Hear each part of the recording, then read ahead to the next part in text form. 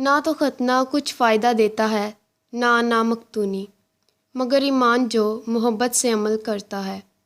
آج کی پہلی تلاوت مقدس پالوس رسول کا خط گلاطیوں کے نام، اس کا 5واں باب 1 تا 6 آیات تک۔ مسیح نے ہمیں آزادی کے لیے آزاد کیا ہے، پس قائم رہو اور دوبارہ غلامی کے جوئے میں نہ جوتو۔ دیکھو میں پولس تم سے کہتا ہوں کہ اگر تم ختنہ کراؤ تو مسیح سے تمہیں کچھ فائدہ نہ ہوگا۔